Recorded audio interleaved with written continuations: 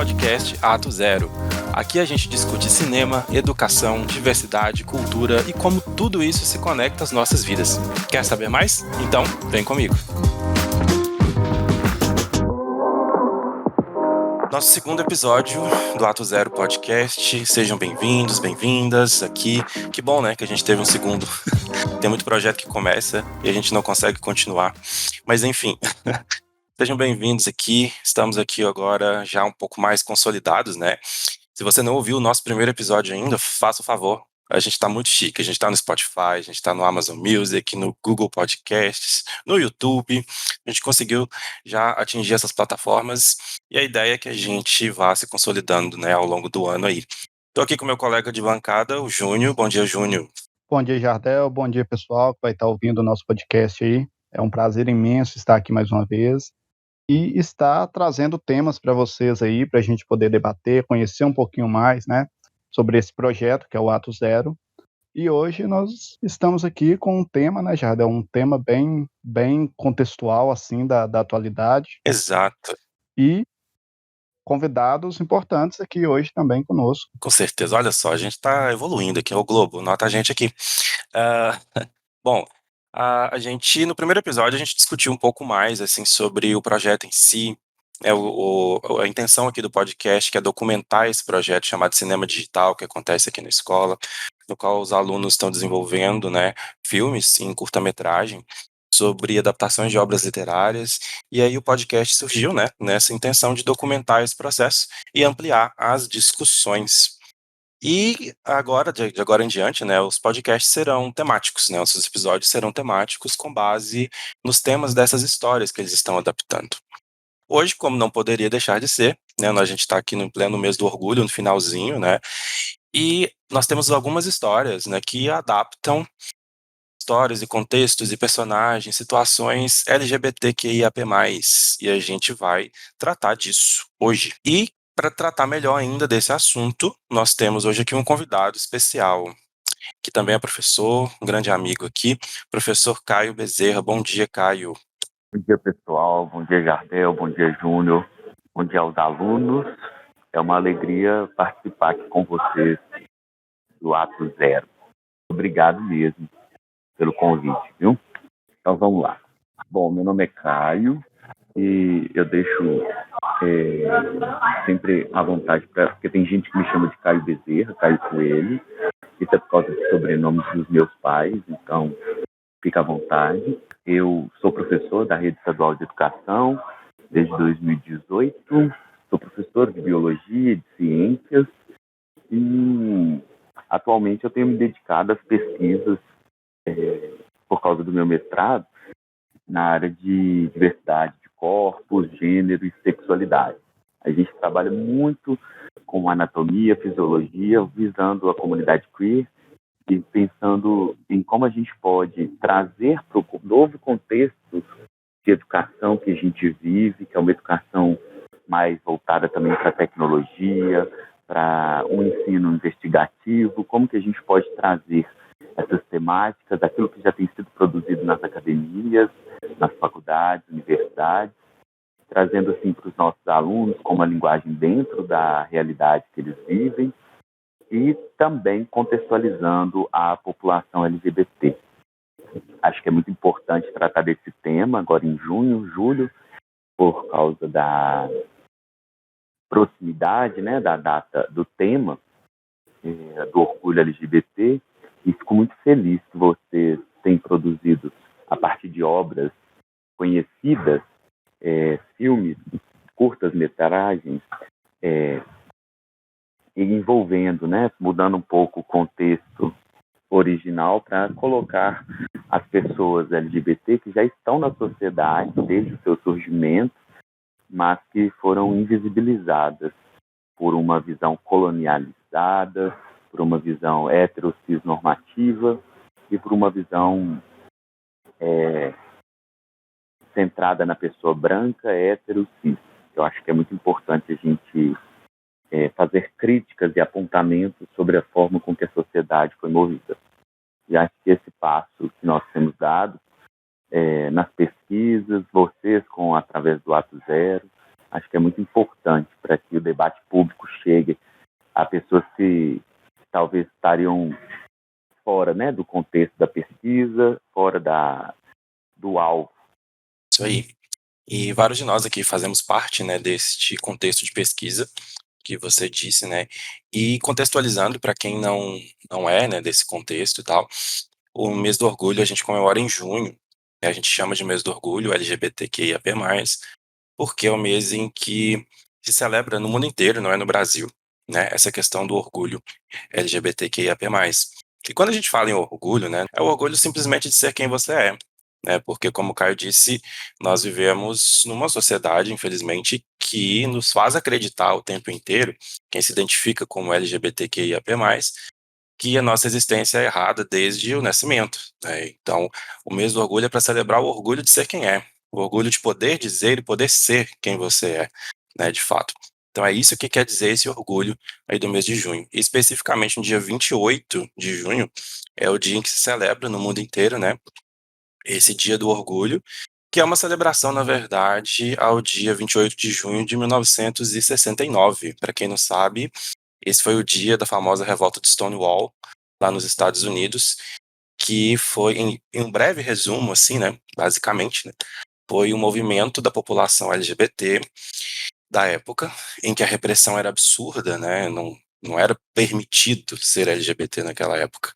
Existia uma lei tão absurda, inclusive, uma dentre as várias absurdas, né, que dizia que uma pessoa deveria, ao andar na rua, né, estar vestida com no mínimo 3 peças correspondentes ao seu gênero biológico, né. Então um homem não poderia, por exemplo, sair na rua com uma roupa que fosse, considerada inadequada, para um homem, que fosse indicada para uma mulher, por assim dizer, né. Então, dentre os vários absurdos da época, né, este era um. E aí chegou um dia, né, em que o pessoal que se reunia nesse bar chamado Stonewall, que era justamente a população LGBT que se reunia ali na clandestinidade, porque se não podia ser LGBT, o que dirá poderia ter um bar LGBT, né? Claro que não podia. Mas eles se reuniam ali como uma forma de se juntar, de celebrar junto, de curtir. E nesse dia, eles resolveram se juntar e se revoltaram ali contra a repressão policial. Foi a primeira vez, inclusive, na história que se tem registro de uma união da classe LGBTQIAP+, e foi a primeira vez que tanto a classe percebeu que podia se reunir, que podia juntar forças, que ela tinha forças, e foi a primeira vez que os repressores perceberam também que essa classe tinha alguma força. Então isso tinha que ser celebrado de alguma forma, né. Sobre essa questão, eu vou recomendar aqui, vou deixar aqui linkado na descrição um vídeo, né, que explica melhor todo esse contexto, todo esse assunto, né, da Lorelai Fox, que é uma drag queen youtuber aí, um vídeo completinho, perfeito. Mas em resumo básico seria isso, né. Então a parada LGBTQIAP+, que todo mundo vê aí todo ano, que era muito erroneamente chamada de parada gay até alguns tempos atrás, né, ela celebra justamente esse movimento de Stonewall aí em 69. Então olha só, tem 50 anos só que isso tudo aconteceu. E de lá para cá, né, é por causa dessas pessoas que deram a cara a tapa, deram a vida, muitas vezes estão dando, inclusive até hoje, que nós podemos hoje conversar aqui, né.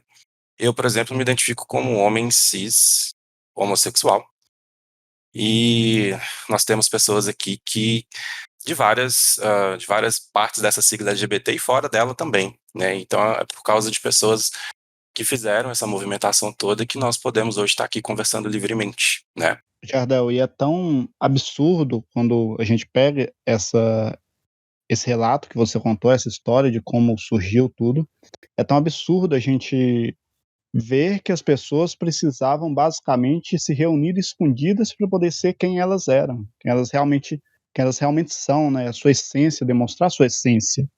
Então a gente vê que na verdade existia sim, e até eu acho que até hoje existe um pouco de opressão em relação a esses conceitos e em relação, a pessoa ser quem ela realmente é.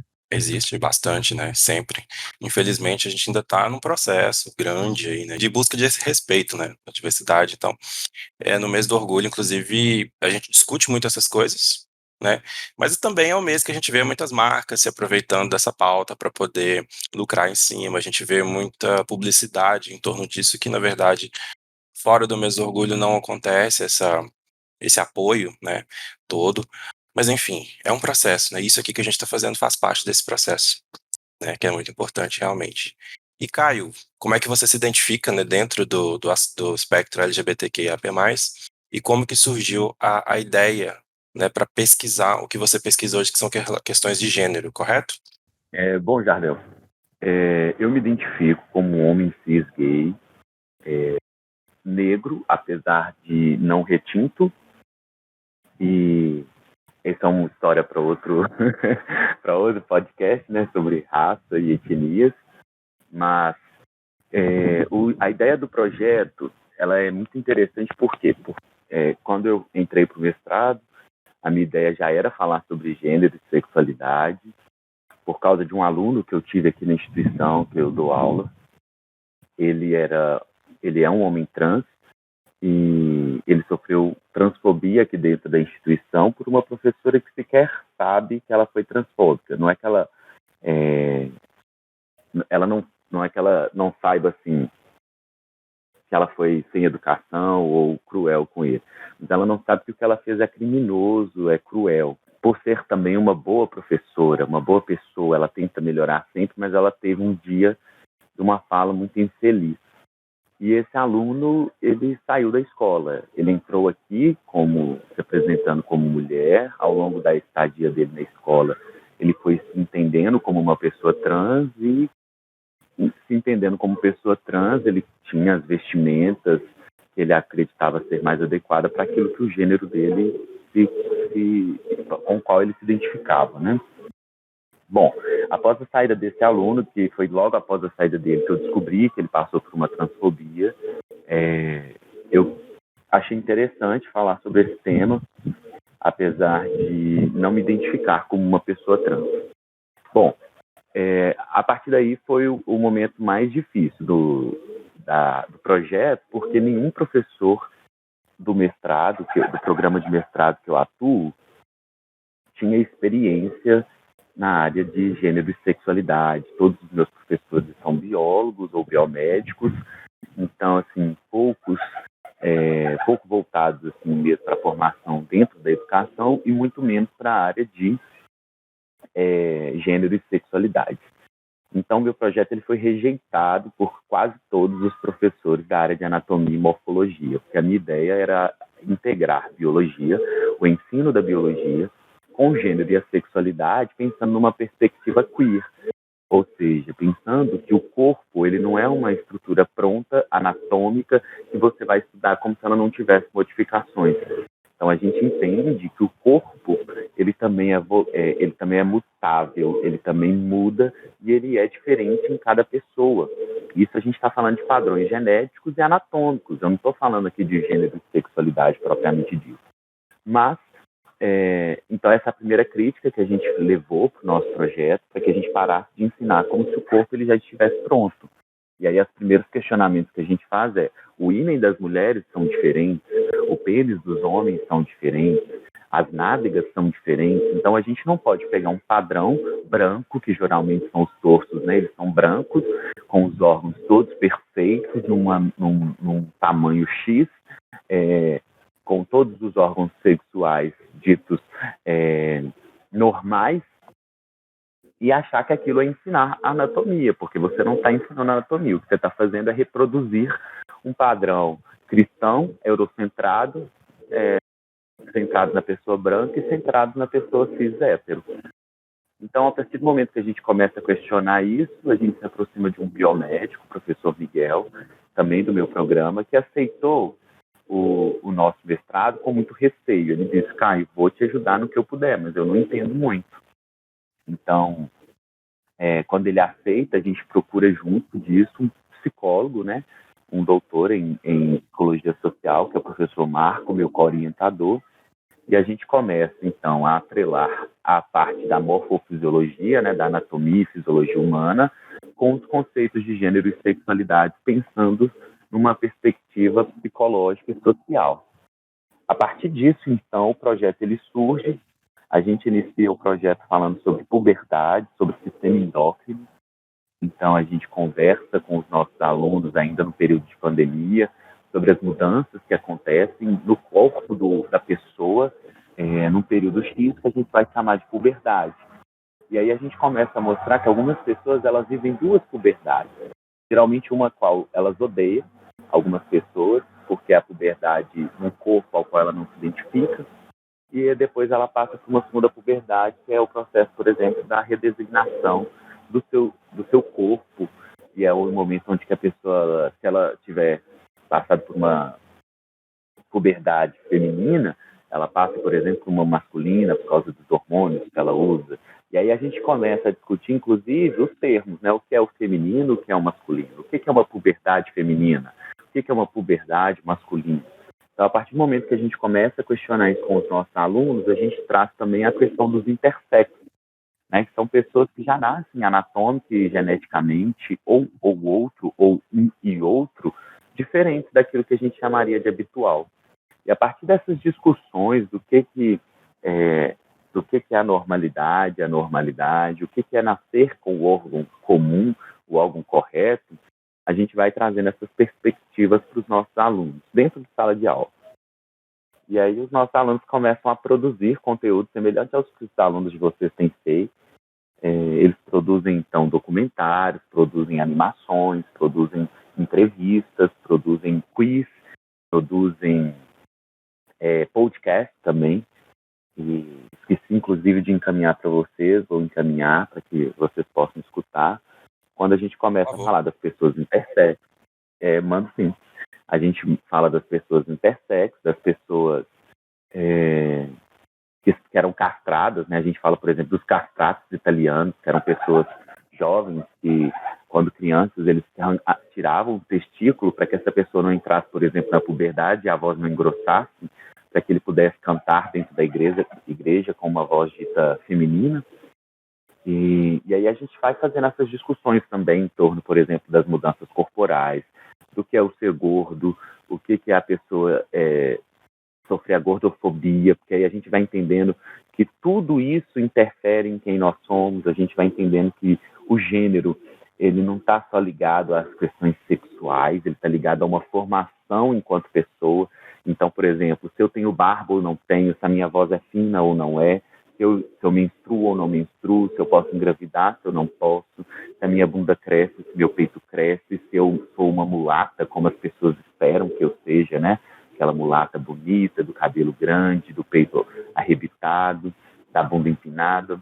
Então, a gente faz esses questionamentos junto aos nossos alunos, discutindo não só gênero, também como raça, etnia, e a gente vai vendo também numa perspectiva religiosa. O que a minha religião fala sobre isso?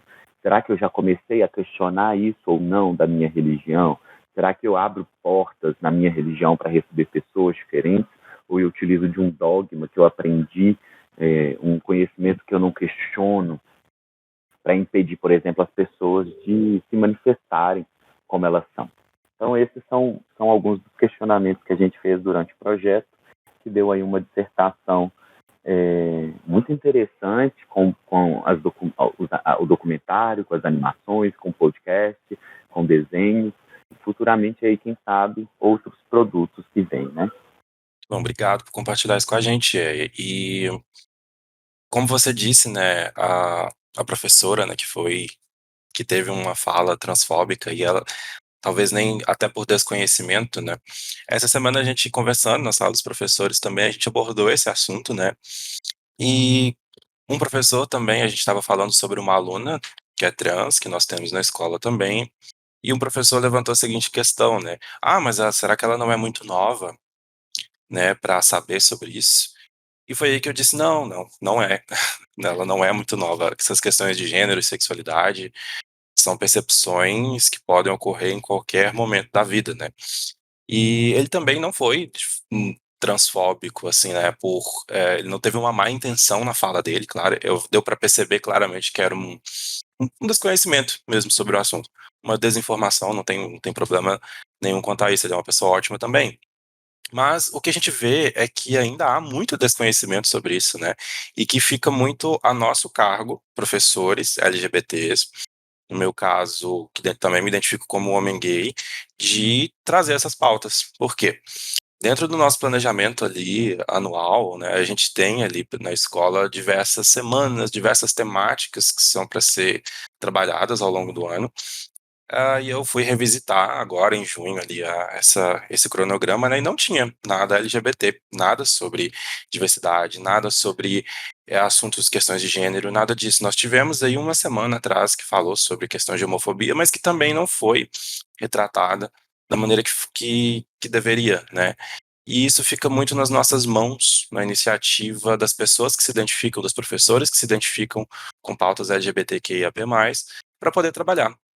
E aí, no seu caso, né, Caio, como você também se identifica dentro dessa sigla como um homem gay, acabou ficando a seu cargo, né, e na sua sensibilidade trazer esse assunto à tona. Infelizmente, a questão da desinformação ela existe, mas eu também acho, né, que está na hora também das pessoas começarem a se informar mais, né, por conta própria, porque não é porque a gente é LGBT que a gente tem que dar palestra para todo mundo o tempo inteiro, né?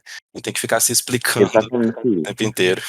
É porque as pessoas esperam que quem vivencia saiba tudo. Então, por exemplo, se você fala que você é gay, todo mundo acha que na semana do orgulho gay você é obrigado a saber sobre todos os temas da comunidade LGBT. As pessoas esquecem que a sigla, né, ela é muito maior do que LGBT ou LGBTQIAP+, porque o mais, ele representa uma diversidade infinita. Vai chegar num ponto que a gente vai falar que nós somos a comunidade mais e não a comunidade LGBT. Por quê? Porque o mais, ele importa mais do que a sigla, sabe, Jardel? A sigla hoje ela é importante para nos dar a visibilidade, ela é importante para mostrar que nós estamos presentes nessas instituições, presentes na sociedade, mas, com o passar do tempo, a gente vai entender que todas as pessoas são diversas. Ninguém é 100% uma coisa só. Todo mundo, a gente vai entender que, por exemplo, gênero e sexualidade, eles não estão relacionados a, por exemplo, namoro e casamento. Ele está muito mais relacionado a como você vive, ao seu estilo de vida, do que propriamente com quem você escolhe viver. Então, quando a gente começar a entender que a nossa sigla ela não é um representativo de relacionamento, mas um representativo de estilo de vida, de modus operandi, a gente vai entender que cada pessoa ela também tem um modus operandi diferente, um estilo de vida diferente, escolhas e orientações, porque é importante entender que a gente não escolhe ser gay, mas a gente escolhe o caminho que a gente vai perpassar ao longo da nossa caminhada. Então, eu acho que esse detalhe ele é muito importante, né? Não é porque todo mundo é gay que vai escolher a mesma coisa. Nem todo mundo quer casar, nem todo mundo quer adotar. Alguns querem casar, alguns querem adotar cachorros, alguns querem adotar 5 filhos, alguns querem ter um relacionamento aberto, outros relacionamentos fechados. E a gente vai ter que entender que aquela culpa que vem muito da nossa formação religiosa, da estrutura que a gente teve, né?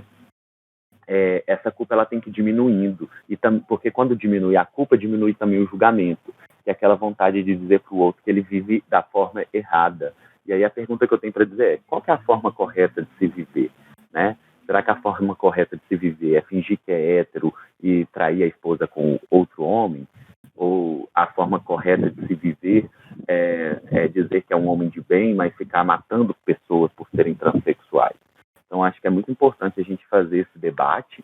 E, enquanto escola, Jardel, acho que é muito importante a sua fala. A escola ela não discute isso na maior parte das escolas, principalmente estaduais. Eu trabalho numa escola privada e a gente fez esse debate. A gente abriu espaço para uma roda de conversa e não foram alunos. Mas eu prefiro que não vá aluno e tenha palestrante, tenha uma roda de conversa, um debate aberto sobre isso, porque os que foram aproveitaram muito do momento, do que não ter e a gente não dá oportunidade para as pessoas comparecerem, entende? Então, assim, a escola ela precisa entender que todos têm que estudar sobre o assunto, todo mundo tem que pesquisar, tem que parar com isso de lugar de fala, né? Porque as pessoas entenderam completamente errado o que é o lugar de fala. Lugar de fala não é que só pode gay falar sobre gay, trans falar sobre trans, mas é observar o local de onde você fala. Ah, você é um professor de física, então vamos observar o seu lugar de fala ali. Você, enquanto professor de física, como você pode abordar a temática de racismo, a temática de LGBT, a temática de culturas e religiões diferentes, né? E você não precisa de fixar, eu sou só de física, eu vou falar só sobre vetores. Não, você tem também o direito de falar sobre tudo que você quiser. mas você precisa estudar para que você não fale abobrinha, porque enquanto professores, nós temos uma responsabilidade muito grande, que é a formação desses nossos alunos. Ô, Caio, aproveitando aqui do início do momento que você colocou sobre o tema do seu mestrado, sobre a recusa do tema do seu mestrado, você acredita que houve um preconceito por parte da onde você fez as indicações, houve um preconceito por parte deles em aceitar a sua tese de mestrado?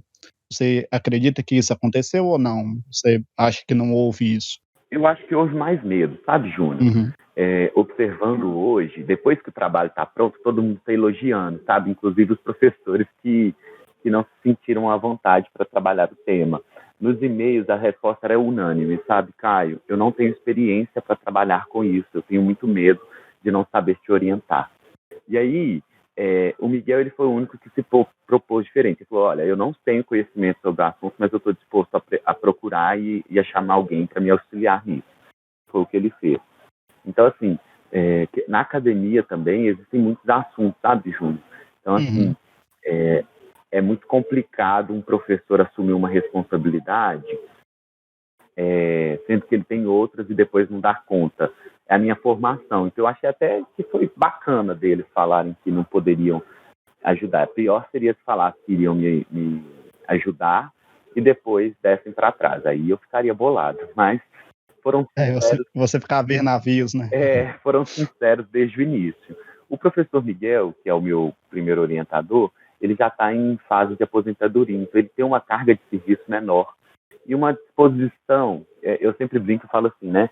Depois que já fiz tudo, por que não fazer mais uma coisa? Né? Então eu senti que para ele era um desafio, pensando que agora ele está próximo a aposentar, tem muito menos coisa, apesar que ele trabalha muito, mas ele não precisa de iniciar projetos, porque os projetos dele agora estão em fase de término. Ele tem menos disciplinas, ele se preocupa menos com as questões de laboratório.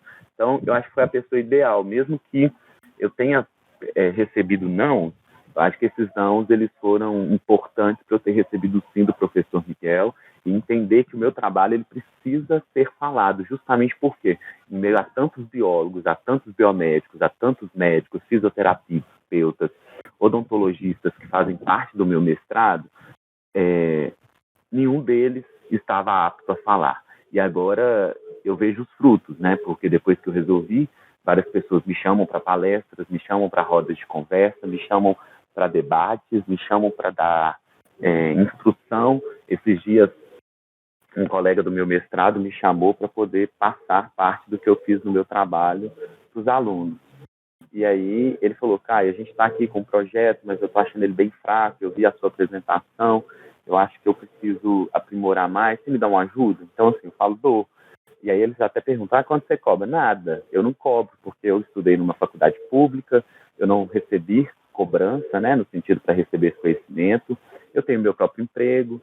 Então, assim, se no futuro eu pensar em ser um palestrante, aí eu viver disso, ok. Mas hoje eu não vivo disso, eu tenho outras atribuições que me sustentam, então eu não vejo por que cobrar por essas participações, sabe? Mas acho que é importante a gente difundir para que diminuamos o medo. Na psicologia já é comum ter esse discurso, né, do LGBT, dos grupos de estudo.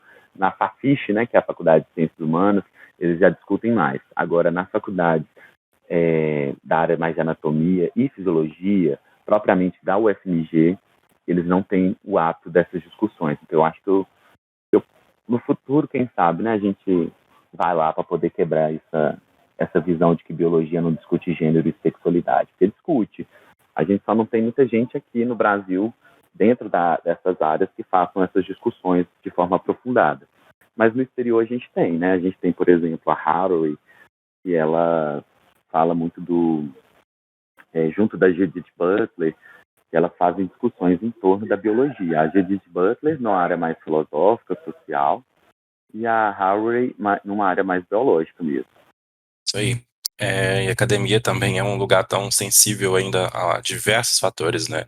Eu também sou professor do ensino superior e às vezes a gente se depara com questões, realmente foi legal o posicionamento dos seus professores, né, cara, de responsabilidade sobre não saber lidar com o assunto.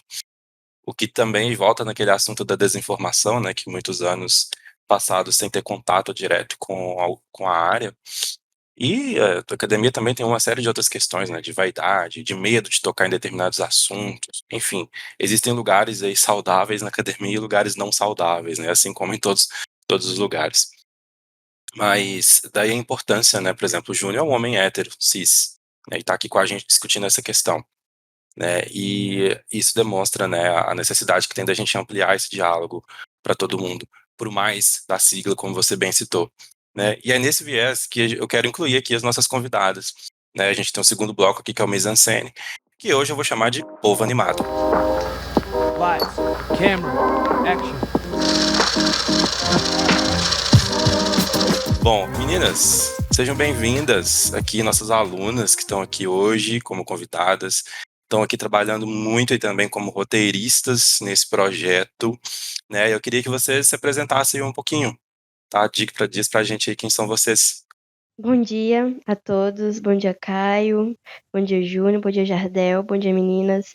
Eu sou Júlia Eduarda e aluna do primeiro 3. Isso aí, Júlia já é nossa veterana aqui, né? Tava no primeiro episódio com a gente. Seja bem-vinda, Júlia. Oi, meu nome é Maria Eduarda, eu sou do segundo ano. E como o Jardel disse, veterana, eu tava no primeiro episódio também. Bom dia, gente. Bom dia, Caio, Jardel, Júnior. Meu nome é Ana Gabriele, sou do segundo 1. Como o Jardel disse, eu também estava no primeiro episódio. Eu sou Natália, tô no segundo ano 1 e é a primeira vez que eu tô aqui no podcast. Seja muito bem-vinda, tá? Ao podcast Chato Zero. Que bom ter você aqui conosco também, tá? Meninas, então vocês estão aqui representando, né, os demais colegas e não puderam também estar presentes. São muitos, né? Afinal de contas. Hoje também a gente teria a presença aqui de mais algumas colegas que tiveram alguns imprevistos, né? Mas não tem problema, teremos outros episódios, estarão aqui conosco no futuro próximo. E vocês estão aqui, inclusive, eu identifiquei dentre as várias histórias que estão sendo construídas, né? Os vários filmes que estão sendo produzidos ali na escola, todos os de vocês aqui tratam de temáticas LGBT, né? Eu queria ouvir de vocês, né? Vocês podem fazer questionamentos aqui também ao Caio, a gente entrar no nosso papo aqui, na nossa conversa, que tá tão legal, e também dizer o seguinte, como é que surgiu, né, essa ideia de adaptar uma questão LGBTQIAP+, nas histórias de vocês, que inclusive não são histórias, as histórias originais, né, não são histórias que têm esse assunto originalmente. Como que surgiu essa ideia? Eu vou começar, eu tô boa nisso, cada hora eu começo, cada assunto eu posso ser o primeiro. Bom, mas a gente surgiu muito do nada, assim que o Jardel falou que ele queria, né, baseado em um livro da literatura inglesa. Eu trouxe alguns nomes, eu anotei no papel. E aí acabando a gente escolheu o filme e bateu assim na ideia de uma colega minha, Maria Eduarda, falou: "Por que que a gente não traz ela como uma garota trans?" E a gente já tem um bom exemplo, né? A gente já pode colocar a Ayla. Quem não conhece, a Ayla é nossa amiga, ela é trans. E por que que a gente não coloca ela como a protagonista? Que eu falei, não, bom, é uma ideia boa. Só que primeiro a gente tem que conversar com ela para ver se ela concorda e se ela aceita, porque para isso ela teria que passar por uma transformação antes, que no caso ela teria que enfrentar a família, os problemas, né, a sociedade. E a gente mandou uma mensagem, ela aceitou, né? E conseguimos trazer isso pra cá, colocar isso no filme, mas foi uma ideia muito porque queríamos modificar o filme e trazer um assunto mais da sociedade. E foi assim que aconteceu. Isso aí. A história que o seu grupo está adaptando, né, é uma história que trata de assuntos que não necessariamente se relacionam com o contexto LGBT, mas me impressionou muito quando vocês trouxeram a proposta, e a gente não vai dizer qual é essa história aqui, tá? Só para deixar claro. Que ela se passa muitos anos atrás, né? E num contexto totalmente diferente. E vocês conseguiram, né, incluir esse assunto ali no meio e adaptar isso de uma forma que ficasse tanto coerente com a história original quanto com o contexto atual, né, da sociedade. E a Ayla estaria aqui com a gente hoje, né? Infelizmente ela não teve um imprevisto, não conseguiu participar, né? E nas suas conversas com ela, Júlia, como que você tem sentido assim a recepção dela com isso? Porque veio de vocês, né? Vocês que são amigas dela, e como que você acha que para ela, assim, do feedback que ela tem dado para vocês, como é que tem sido Bom, isso? a Ayla, ela é um amor desde sempre. Ela é super colaborativa, sabe? Aquela pessoa que topa, você fala, Ayla, vamos fazer isso? Ela fala, não, vamos. Tá disposta? Tem certeza? Porque é uma coisa que a gente vai postar, então todos vão ver, sua família, seus amigos, e pessoas que você nem conhece vão ter noção, de certa forma, do que você passa, do que você enfrenta. Não só você, como outras pessoas trans, não só trans, né? Um problema da sociedade. E ela falou pra mim, concordo, eu tô disposta, eu não me importo, eu acho isso até legal e eu me sinto confortável pra fazer isso. E quando ela falou que ela se sentia confortável, foi até emocionante pra mim, sabe? Não só pra mim, mas pra as meninas também que falaram, não, vamos conversar com ela pra ver se ela concorda e se ela aceita. Mas ela sempre que eu falo, quando eu pedi pra ela escolher um nome masculino, porque a gente, né, não vou dar tanto spoiler aqui, mas ela vai começar como gênero masculino pra família dela, então eu precisava de um nome masculino. Eu falei, Ayla, você quer escolher, você aceita esse nome e tal? Ela falou assim, não, tudo bem, pra mim, pode ser. E na hora que a gente fosse, vamos colocar assim, pra ela se assumir, pra ela assumir a identidade dela, ela disse, eu não me importo em dizer o meu nome de verdade, eu não preciso de nome fictício, que ela podia usar o dela. Então, ela é super colaborativa, ela topa tudo e ela tá muito disposta a qualquer ideia ou a qualquer modificação que a gente tem, ela aceita super de boa. Ô, Jardel, eu ia perguntar se a gente já pode chorar. Podemos, eu já tô aqui nesse mood. Nossa, eu tô muito emocionado com o relato da Júlia. E, assim, que coisa, gente. Eu queria que todo mundo tivesse a oportunidade de ter amigos como vocês, e amigas, né, nesse caso. Porque entender a diferença do outro, ter sensibilidade para poder querer falar da vida do outro, mas perguntando se o outro se sente à vontade, esse primeiro passo, para mim, já foi fenomenal, já ganharam aí o Oscar.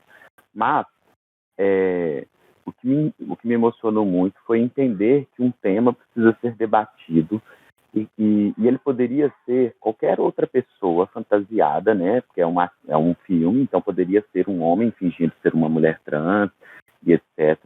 Mas vocês tiveram a sensibilidade de chamar alguém que vivencia isso. E segundo passo, para mim, foi a postura dessa aluna. Eu quero, e aí já fica o convite, eu quero que vocês me convidam para assistir esses filmes, as estreias, e se quiser eu vou lá falar, conversar sobre o assunto antes com vocês, eu me prontifico, sabe? Porque eu estou agora muito emocionado mesmo com a proposta, eu ainda nem ouvi todas.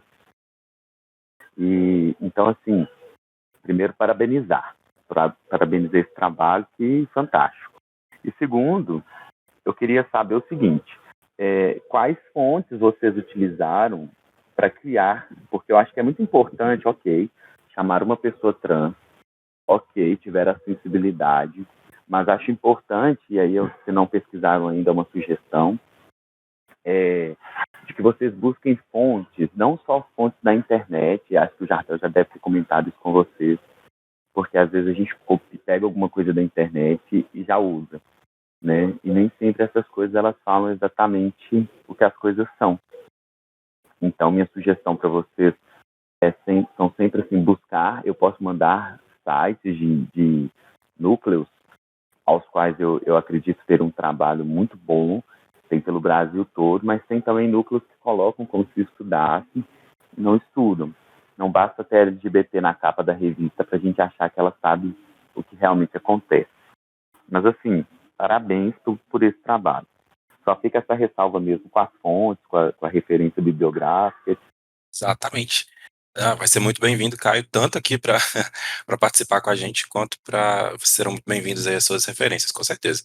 É super importante, a gente fala realmente isso, o quanto que é importante tratar a temática num assunto mais amplo, né? Não só se ater ali a uma fonte ou outra, né? Isso é uma questão de pesquisa muito importante, realmente. Nessa questão, né, de abordar os assuntos LGBT, nós temos aqui, além do grupo da Júlia, ali que traz essa questão das pessoas trans de uma forma tão responsável, né, conforme o Caio disse, tem muitas produções até hoje que acontecem que trazem pessoas que não são, né, que não valorizam as pessoas que são realmente LGBT para ocupar esse lugar, esse papel.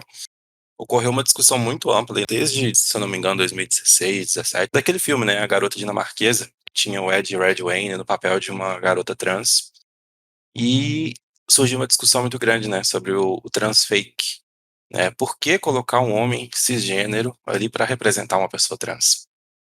Por que não dar essa possibilidade para uma pessoa trans de estar ali, né? E por que não ampliar o espectro de pesquisa, né, em torno do tema para incluir pessoas na direção, no roteiro, na produção do filme, pessoas que são trans, que são LGBT, para poder produzir aquilo. Claramente, né, foi uma iniciativa de uma pessoa que não é do meio, ou que não pesquisa o meio, que não entende necessariamente o meio. Então, daí a necessidade disso que o Caio falou, né, da gente incluir o contexto de pesquisa aqui dentro das produções. Bom, a nossa história se passa na época da Peste Negra e a gente vai abordar também a questão LGBTQIA+, e que nossa personagem é lésbica. A gente vai abordar também a questão familiar, que a nossa personagem não vai ser bem aceita, tanto como a população assim, e na questão da família dela também. E também vamos buscar ela tentando buscar sua liberdade de expressão para ela ser quem ela é, de verdade. Certo. E, Maria Eduarda, como que surgiu essa ideia de colocar essa personagem lésbica ali num contexto onde originalmente ela não era, né? E de onde surgiu isso? Qual que é a sua participação nessa decisão? Como é que foi isso? Logo quando a gente decidiu que a gente ia fazer uma personagem lésbica, a gente. Não, tava desde o começo, na verdade. Que aí, logo que a gente decidiu a história, a gente já abordou a questão LGBTQIA+, e acho que foi isso.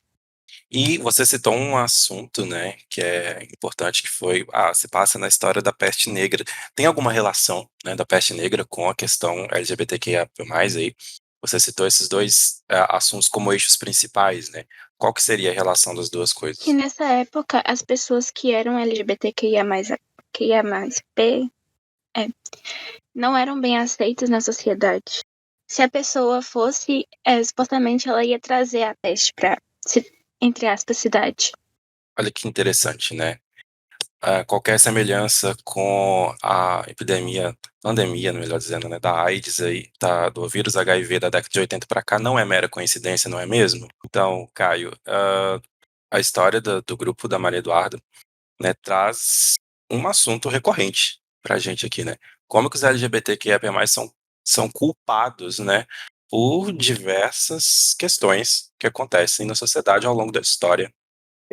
Eu estive pensando enquanto a Duda falava e fiquei assim, muito impressionado com essas relações que foram feitas, pensando no aspecto histórico, pensando numa literatura inglesa e pensando até, eu acho que aí vocês podiam até aproveitar os professores ou as professoras de biologia que vocês têm, porque é um assunto que dá para a gente fazer um percurso muito bonito. Se a gente entender, a peste negra, ela surge num período em que o negro ainda não era bem visto. Então você imagina surgir na pele de pessoas brancas manchas negras, né? Aquela, eu fico assim pensando, né? Seria a tentativa de empretecimento na visão das pessoas, né? Então isso já é amaldiçoado só pela própria questão da cor. Além disso, a forma com que a peste bubônica ou a peste negra surgiu por falta da higiene, por falta de saneamento básico, em populações ainda muito ricas, mas inicia, obviamente, pelos pobres. A gente pode fazer esse contexto de desigualdade. Depois a gente vem também pensando que as pessoas atribuem assim como atribuíram na época do HIV/AIDS,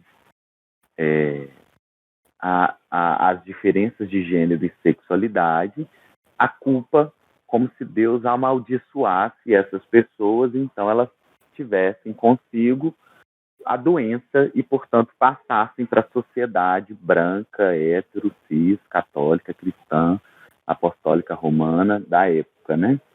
Nós temos aí 1300, 1400 esse período.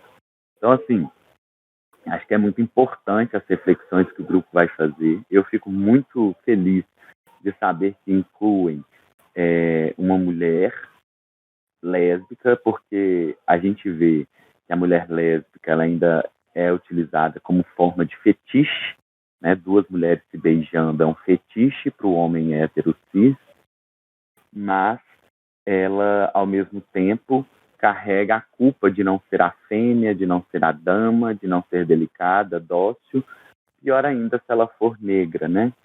Então, acho que é muito importante esses vieses que podem ser levantados dessa história. Estou curioso para saber que história que é.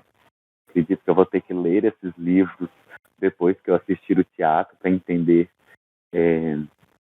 o que as meninas quiseram dizer, né? Quais transformações foram feitas, mas acho que é muito importante a nível social esse recorte que elas vêm fazendo. Parabéns, viu, meninas?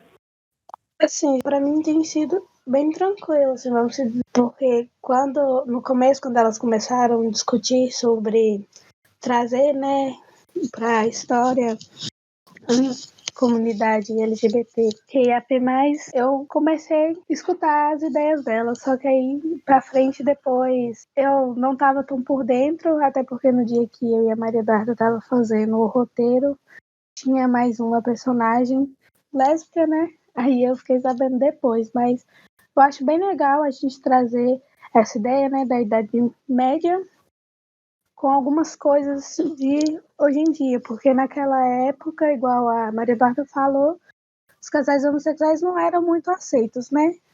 E igual você disse, eu acho que no começo, das vestimentas, que também mandavam muito, que eles não tinham o direito de se expressar, né? Ser quem eles eram. Então, tipo, eu acho que vai ser uma ideia bem legal, assim, bem produtiva a gente colocar esses termos na nossa história. E a gente pode analisar sobre vários vieses, né?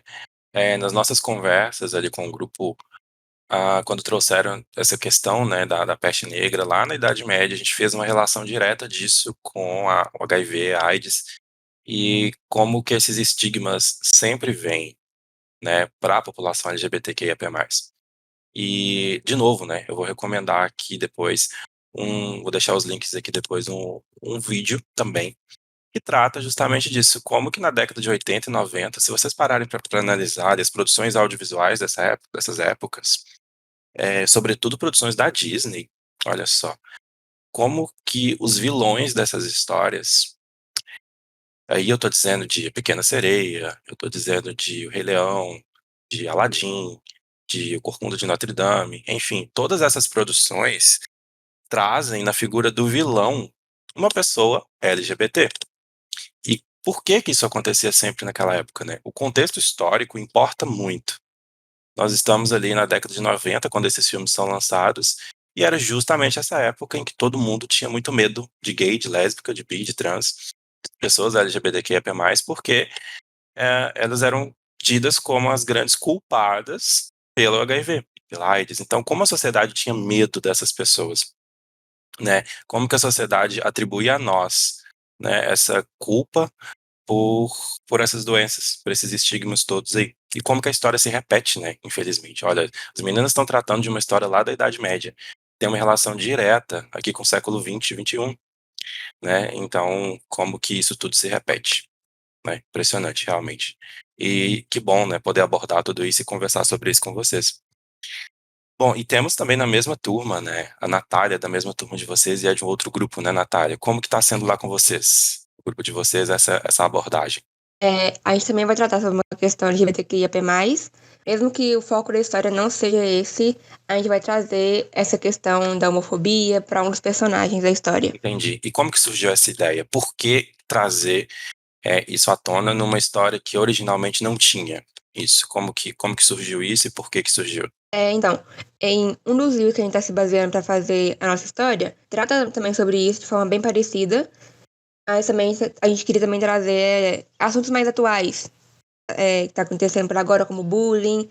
Aí também a gente decidiu colocar a homofobia como um dos assuntos para poder ser tratado na história. Sim, e a história de vocês é algo mais voltado para ação policial, né, nesse sentido. Isso, de investigação. Exatamente. E nessas histórias também, né, era muito comum, né, acontecer de o LGBT ser colocado como vilão, né, como assassino, como psicopata, como aquela pessoa que tem algum problema, né? Então, originalmente a gente vê muito isso acontecendo nos filmes, nos livros, enfim, de sermos colocados aí nesse papel. E eu acho muito importante a responsabilidade, né, que o grupo de vocês tem trazido, né, de trazer isso de uma questão muito mais sensível num gênero literário que às vezes não tem essa sensibilidade, né? E como que é para você, Natália? Você não se identifica como LGBT, não é isso? Isso. Você é a roteirista principal do grupo. Como que você enxerga esse papel para você, assim? Tipo, você não é LGBT e está escrevendo uma história sobre LGBT, né? Como que você enxerga a importância disso, dentre tudo que a gente tem discutido aqui hoje? Eu me sinto meio nervosa, assim, meio responsável naquele também. Eu com a Dudinha, com a Ana também sobre isso, pra não escrever nada errado, por assim dizer. Pra não tratar nenhuma questão de forma errada, nem irresponsável. Isso aí. Júnior, a gente vê muitos alunos fazendo justamente isso ali na escola, né? A Júnior tem acompanhado a movimentação ali, né? E vê sempre os pessoal reunido ali, discutindo esses assuntos, né, Júnior? Como é que você tem percebido isso aí? Justamente, sim, eles estão bem ativos aí. Tem gente até brigando para participar dos podcasts. E a gente já, né, Júlia, falando que já quer estar em todos os podcasts, querendo assim, realmente mostrar o trabalho deles, mostrar que eles estão atentos a essas contextualizações, né, pegando temas, digamos, sensíveis, por assim dizer, e trazendo eles do modo como eles realmente são abordados pela sociedade de uma forma geral. E é algo muito interessante eles fazerem esses contrapontos históricos também, como vai acontecer em alguns curtas, né, que nós vamos ter aí. E uma coisa que a gente pode perceber, né, já deu ao longo dessa evolução toda da arte, do cinema, são os personagens que as pessoas tanto gostam das histórias em quadrinhos, sofrendo um rework para atender uma demanda específica da sociedade. Por que eu falo uma demanda específica? Porque até então todos os personagens, assim, igual você mesmo falou, que tem, digamos que uma posição diferente, eram vistos como vilões, eram colocados como os vilões.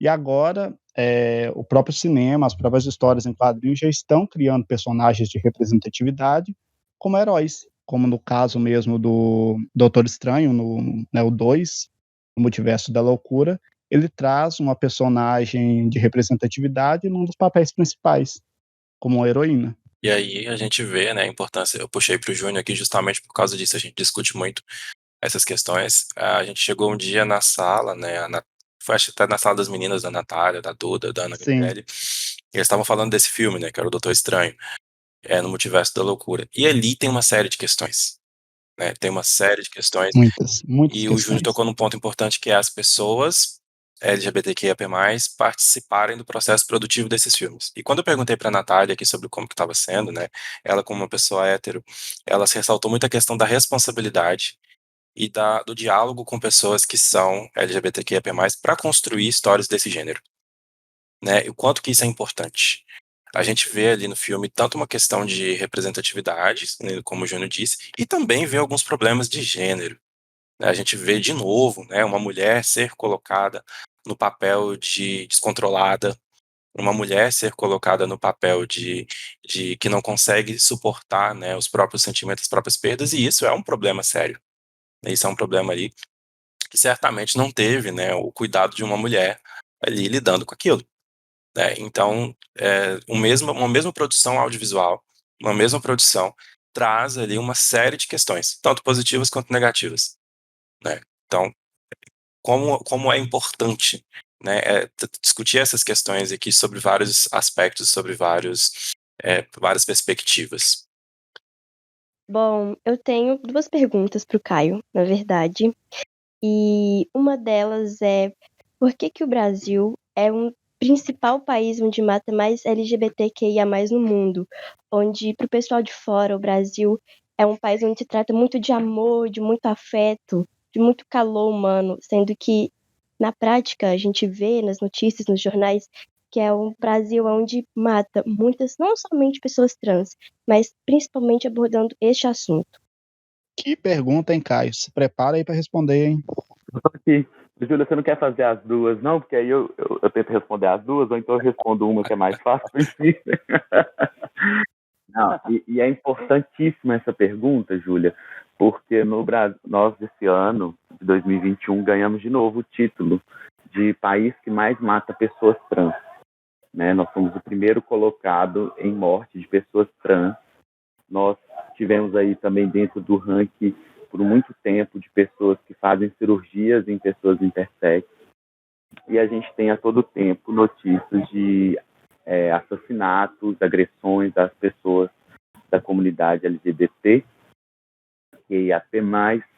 Então, assim, é assustador. E, ao mesmo tempo, a gente tem o maior evento do mundo, que é o Carnaval, que é um momento onde que todo mundo pode ser quem é. E isso se dá... o que acontece? Nós somos formados por uma sociedade muito conservadora. A gente vê hoje, né, o estilo do governo que a gente tem, que é um governo altamente conservador, e a gente tem ele se espalhado não só na nação, né, enquanto país, Brasil, mas pelos municípios e alguns estados. Isso é muito preocupante, porque se a gente olha para a nossa sociedade, a gente não vê o tempo inteiro pessoas dessa forma, né? Pessoas machistas, homofóbicas, etc. Mas, geralmente, essas pessoas elas detêm poderes. Então, quando alguém agride uma pessoa trans, geralmente ela aproveita de uma força física. Quando alguém é homofóbico, transfóbico, no sentido de saúde mental e emocional, ele aproveita, por exemplo, relações de poder. E geralmente também aproveitam relações de fama. São vários aspectos que envolvem o nosso pódio, que é um pódio triste para o Brasil.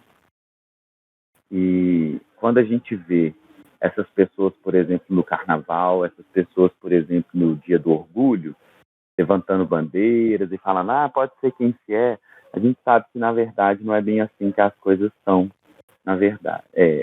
Na vida real, né? Como eu costumo brincar. A nossa vida, ela ainda é perpassada por não poder andar de mão dadas com as pessoas, por exemplo, com quem nós nos relacionamos. Se é uma pessoa trans, ela tem que tomar muito cuidado, o horário, o local por onde ela vai transitar. Então, assim, a resposta ela é mais profunda do que eu gostaria que fosse. Eu não consigo te falar assim, todos os aspectos, mas a gente entende que a sociedade, como é ainda conservadora nos costumes, o próprio capitalismo ele envolve muito questões de homofobia, transfobia que a gente tem, porque muitas pessoas acabam indo, por exemplo, por exemplo, se formam como pessoas de programa, né? Não que isso seja errado, eu até acho que isso deveria ser colocado como uma profissão, porque existem pessoas que ganham seus dinheiros com isso, mas outras também estão lá porque não conseguiram, por vezes, um emprego que queriam, só por ser quem são. Então, a gente vê uma questão política, econômica, social, cultural, religiosa, que faz a gente estar em primeiro lugar no pódio. Não sei se eu consegui te responder. E é um primeiro lugar, assim, que o Brasil tem um potencial para ganhar primeiro lugar de tantas coisas boas e ganhar primeiro lugar em violência gratuita, por assim dizer. Exatamente. Ô, Júlia, eu consegui te responder? Sim, não, eu entendi perfeitamente. Tanto que eu até vou fazer uma outra pergunta para querer saber por que que você acha que acontece de, vamos colocar, principalmente os homens, acharem que mulher é somente uma pessoa que tem um órgão feminino, é mulher. Se você não tem peito, não tem bunda, você não é mulher. Por que que vocês acham que os homens idealizam isso, a sociedade? A nossa sociedade ela é construída através de relações machistas, né? Então, a mulher ela sempre foi um objeto. Utilizam, por exemplo, as passagens bíblicas para falar que a mulher era um pedaço do homem, portanto, deve ser parte do homem. E aí alguns até questionam isso, que falam que a mulher não é parte do homem, mas ela tem que ser submissa, porque tem uma outra passagem que fala que as mulheres, se elas tiverem dúvidas nas igrejas, elas têm que questionar os seus maridos em casa, ou seja, elas não podem falar nas igrejas. Depois a gente tem aí o percurso de que somente homens eram líderes dos poderes. Aí, quando as mulheres elas começam a assumir, a gente tem os relatos das grandes imperatrizes, sempre como loucas, que mandavam matar, ou elas eram então muito boazinhas e não conseguiam governar. A mulher ela sempre foi tratada como um objeto. A nossa sociedade ela é só um reflexo do objeto que a mulher se tornou ao longo das gerações.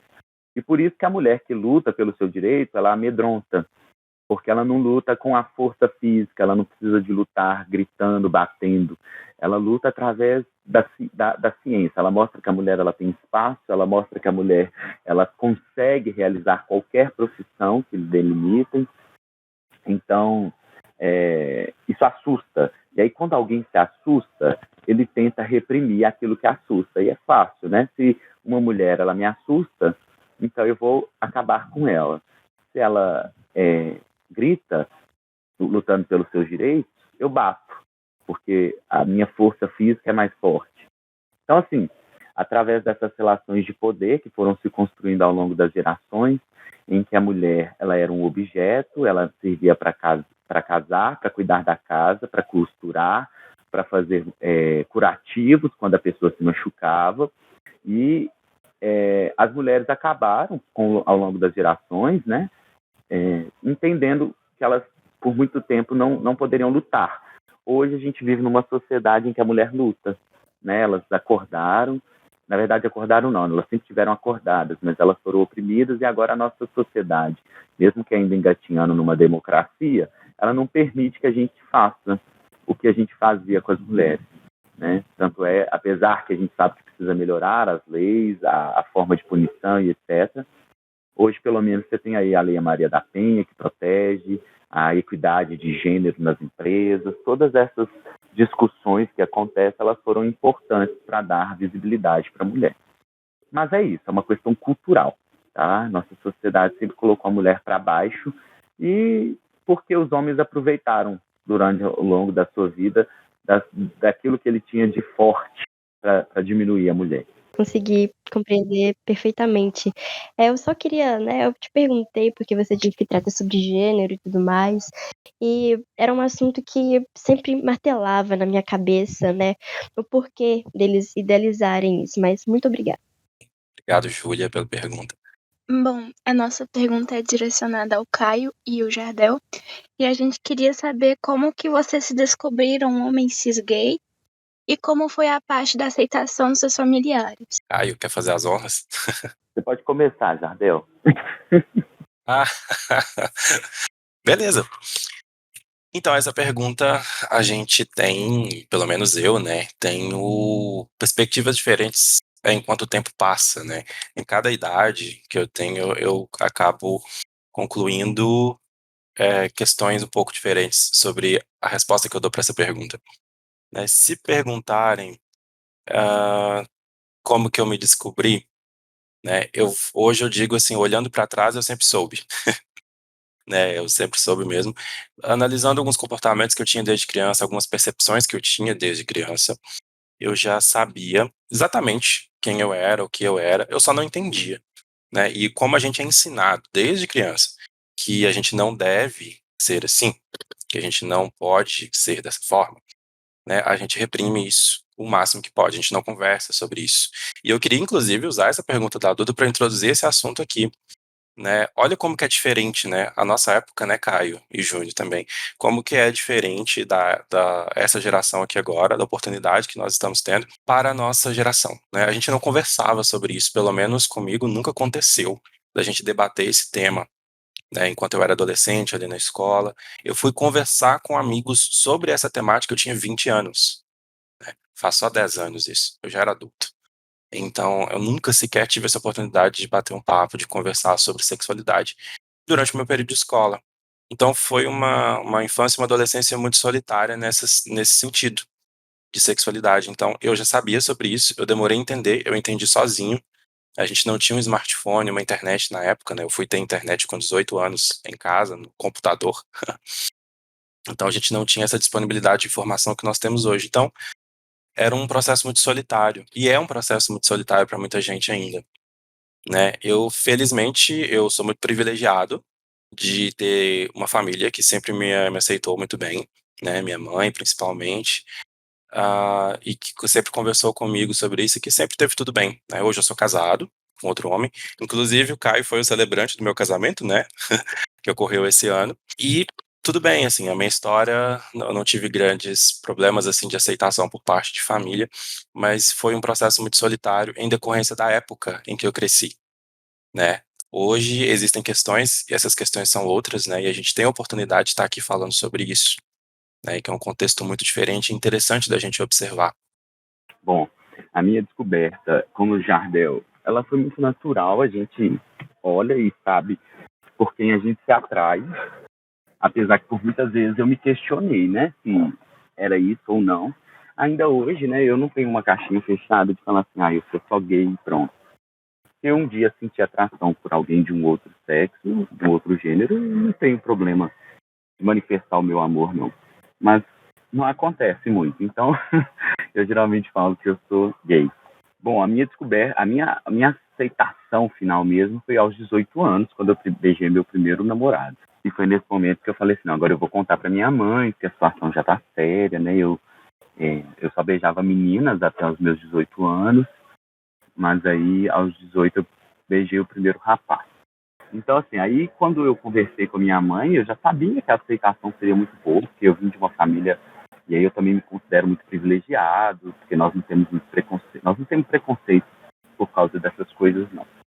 Mas, ao mesmo tempo, é uma desconstrução que a gente vai fazendo, né? As pessoas te viam sempre com as menininhas, e aí depois tem que entender que você vai estar com os rapazinhos, e que pode ser que em algum momento você queira outra menininha. E aí tem a questão do lado profissional também, né? Eu já estava indo trabalhar, a gente se escondeu, eu me escondi por muito tempo nas empresas. O primeiro emprego que eu saí, ninguém sabia que eu namorava. Então eu comecei a namorar, trabalhando no meu primeiro emprego, e saí ninguém sabia. Quando eu fui para o meu segundo emprego, algumas pessoas sabiam, porque eu contei, eu chorei na época que eu contei. Pessoas assim que me acolheram muito bem, mas mesmo assim eu chorei muito, com muito medo do que a sociedade trazia. Isso tem alguns anos, então assim a gente fica com medo. Mas hoje, em todo lugar que eu vou, as pessoas se perguntarem, eu falo tranquilamente. Eu não aceito, em hipótese alguma, ser diminuído pela minha orientação e também não faço questão nenhuma de estar perto de quem tem preconceito ou quem manifesta. Eu não me calo mais. Antigamente eu ficava calado, achava que o mundo era deles e que eu era só parte, né? E aí entra até no protagonismo. A gente sempre cresceu ou achando que a gente era o vilão da história ou como a gente era o coadjuvante. Então, quando você assume o papel de ator principal da sua vida, você não aceita que as pessoas ditem aquilo que você vai ser ou não. E eu tô nessa fase agora, ninguém manda em mim. Ninguém me manda, como eu brinco lá em casa. A gente começa a fazer as nossas escolhas.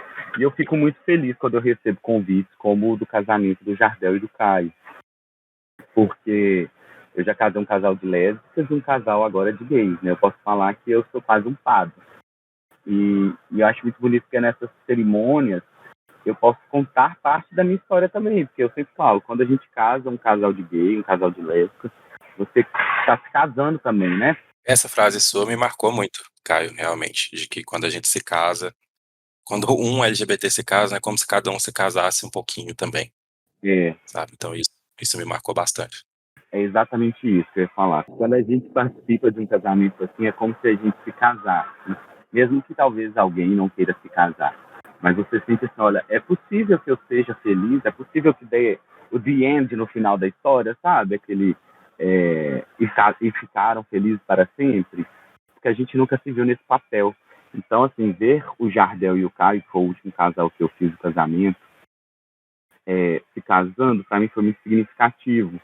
Porque eu falei isso com eles na época. Olha, vocês não têm noção do tamanho da revolução que vocês estão fazendo, por exemplo. Porque Paraupeba e Caetanópolis são cidades muito pequenas. Então, isso é uma revolução, é um ato revolucionário. E a nossa existência, ela se torna revolucionária simplesmente por nós existirmos e sabermos que a gente é ator principal na nossa história. Isso é revolucionário.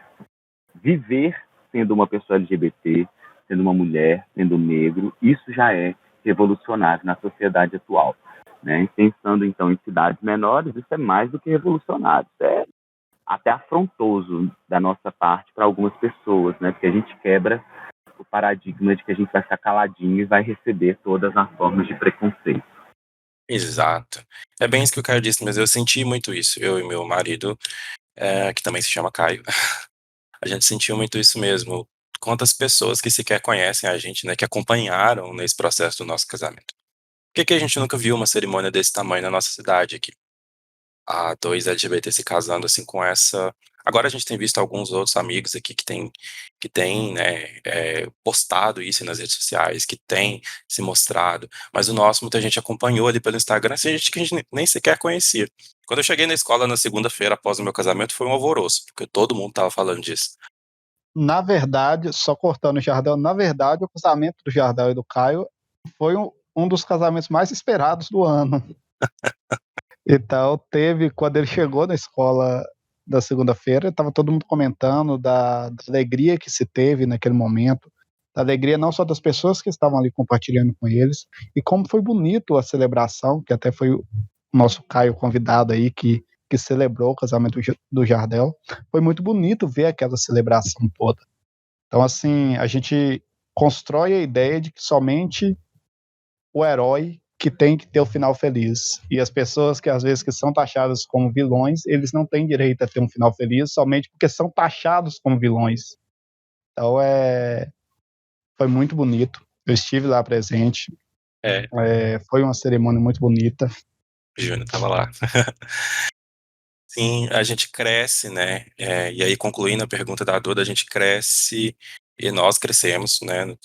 Da nossa geração, principalmente, aprendendo que a gente nunca vai se casar, que a gente nunca vai ter filho, que a gente não tem esse direito, né? E quando eu e meu marido percebemos a importância do que a gente estava fazendo, a gente não pensava em fazer uma festa de casamento, a gente não pensava em fazer uma cerimônia de casamento com essa abertura que a gente fez.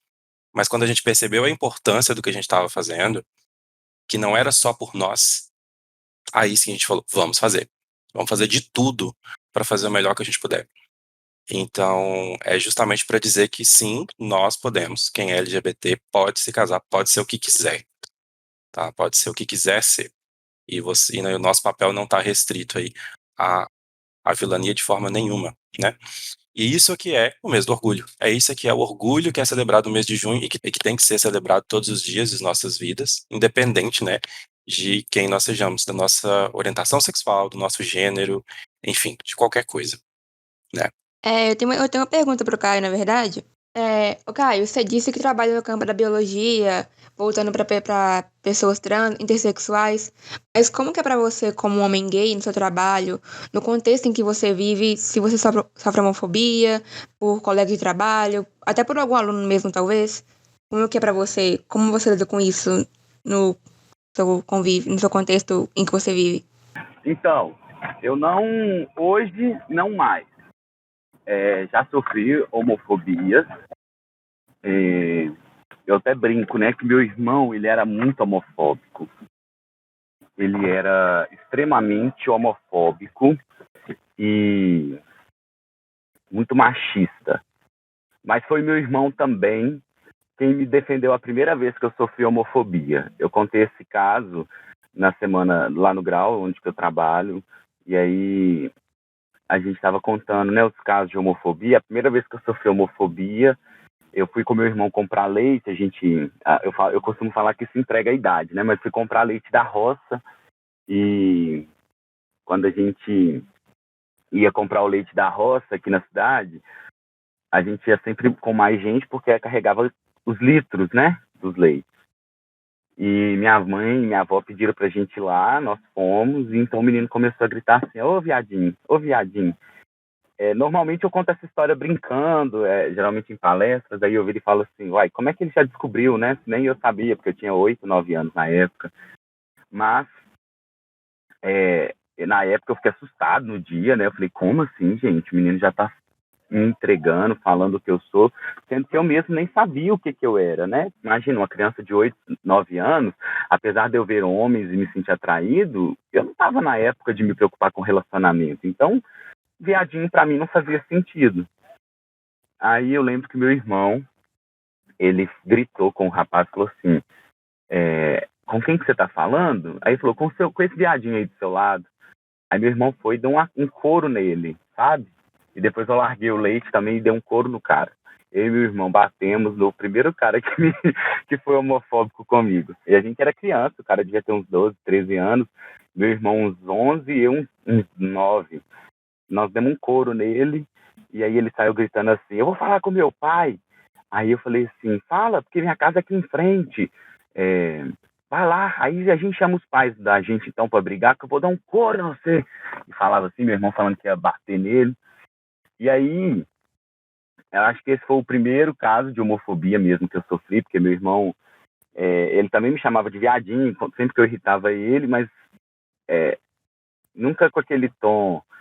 Ele era mais assim, não saber o que estava fazendo.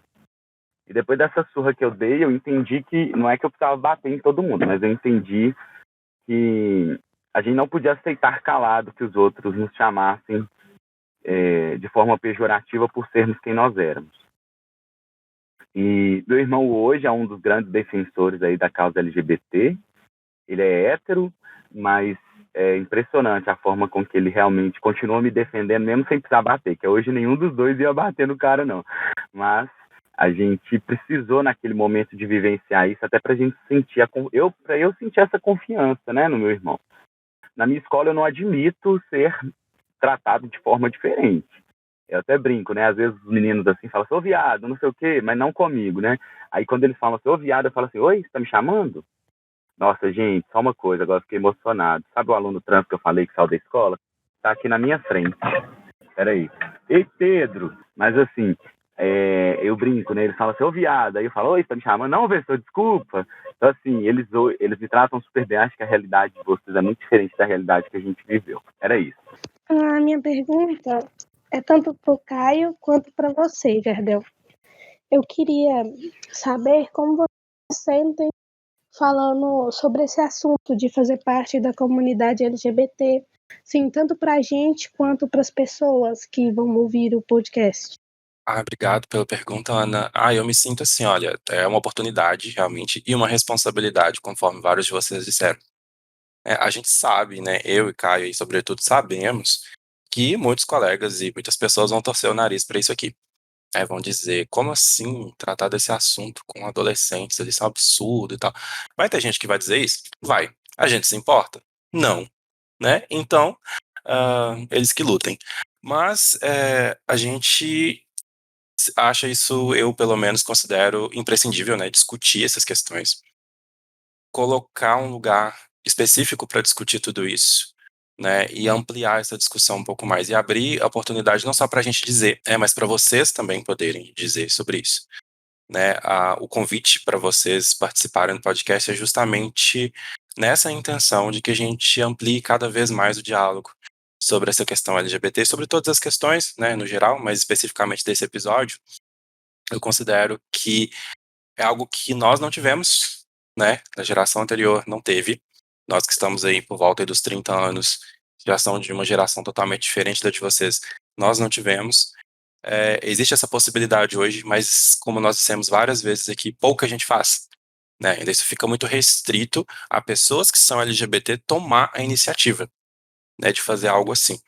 Então, esse nosso movimento aqui, desse episódio, é mais um movimento, né, de resistência e de propagação de informação, da informação que as pessoas precisam. Hoje nós vivemos uma era, né, chamada de era da informação e tal, que a informação existe. Mas ela existe, ela está lá.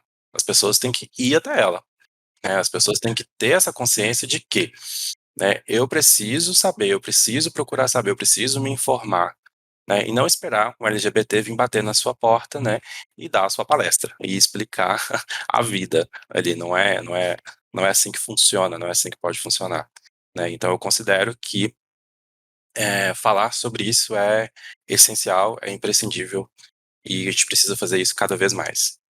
Eu fico me perguntando como que a gente não ouviu falar disso na nossa época, né? O porquê. Porque hoje eu fico vendo essas meninas, eu acredito que a formação delas vai ser muito mais humana, mais integral, mais segura, né? Eu vi aí que temos alunas que também fazem parte da comunidade. Então, crescer sabendo que você não é uma aberração, crescer sabendo que você é amado e respeitado do jeitinho que você é, isso faria toda a diferença para a nossa formação.